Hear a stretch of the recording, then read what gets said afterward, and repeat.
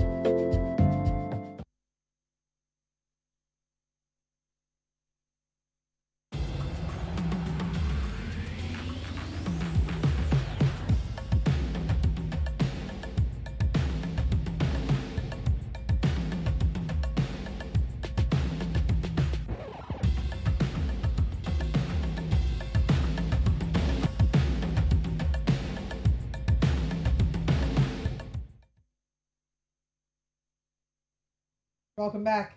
Identity struggles continue to present themselves amongst individuals, communities, and societies. And it's even more noticeable with the presence of social media and technology as a whole. We see that more people are finding that it's becoming increasingly difficult and challenging to be one's authentic self in this age of social media. Like they say on the internet, the pressure is getting worse. And public figures are not exempt from this, as being in the spotlight comes with its own unique challenges. The internet, no doubt, is one of the most important inventions mankind has witnessed, empowering us to connect with people all over the world, creating incredible opportunities for learning, creating and breaking down borders between cultures. But we cannot deny that it has also presented new challenges that have raised questions of human identity. How do you define yourself online in an age of accessibility? How do you navigate the pressure of social media and miss the negative comments and the stereotypes? Well, joining us to attempt to answer these questions this morning is Femi Imokhai Owolabi, popularly known as The Real Femi. He's a systems analyst and content creator who has come to limelight through his comedic material. Good morning, Femi, and thank you very much for joining us. Good morning, Olive. It's a pleasure. First of all, I must say well done on all the great work that you do on social media in terms of creating content and, being sustaining the momentum. I know that sometimes it can get quite exhausting, so well done. Thank you so and much. Being able to juggle that as well with your day job as a systems analyst. But we're talking today about basically being able to sustain your identity in an age of internet accessibility, in this case, because of what we do. So let's talk about how you have been able to sustain your identity. But before we talk about being able to sustain your identity, maybe I should start by asking you, who are you, Femi? What is your identity? Well, I am an IT or systems analyst by day. And many years ago, I found passion in content creation. So well, that's become a big part of my life now. So a lot of people know me as a content creator, you know, infusing comedy a lot, actually, Okay. yeah. All right. Now that we've talked about, we've gotten to know who you are. I mean, thank you for sharing. We already did, but there are some conversations that we want to have this morning, especially as regards the identity struggle. And social media, in some way, has started to define how people see themselves and how people rate their success and their performance. And with social media, the gratification is instant. So let's talk about some of the challenges you would say in this regard that come with being in the public space, that come with being in the limelight, as regards defining who you are. What would you say are some of the challenges in this regard? I think you mentioned feedback, and that's very key because we take that, a lot of the time we take feedback to heart, and it sort of has an influence on what you see yourself as. You know, you might have come into the social media space with a certain intention and, you know, how you want people to see you, and then you start getting comments that, you know, don't align with you know, what you see yourself as, and you start questioning yourself. I think it's really important that you know what your purpose is on social media, and not be too deterred by, you know, comments that you might get. Okay. Yeah. We'll come back to this comments conversation, but I want to bring in Osalge on this conversation. I'm sure that he certainly has certain questions he'd like to ask you. Over to you, Osalge. Yeah, I wanna ask mostly about the insecurities that come with, you know, being a content creator. You know, there's certain parts of, you know, the things that also bring some level of self-doubt that make you question whether you really should be doing this or not. You know, over time, you know, there's also the part where you probably need to redefine yourself. You know, there are also struggles with, you know, those aspects.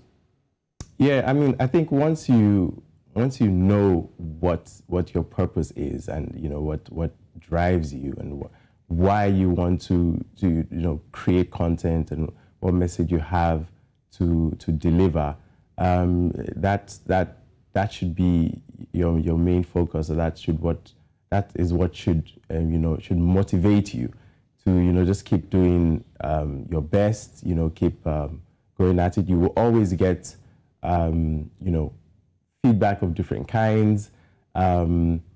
Sometimes negative, sometimes positive. The negative ones might be, you know, what will, you know, throw you off. But, you know, it's very key to learn not to focus on those, and, you know, just focus on the positives, and mainly why you are doing what you're doing. Let's talk about some of the negative comments, Femi, and I'd like us to throw some light on some of the most hurtful comments you maybe have heard in the time of your work. So can you maybe share with us some of these comments? I mean, because of what I do, you know, which is comedy, and, you know, comedy can be really subjective.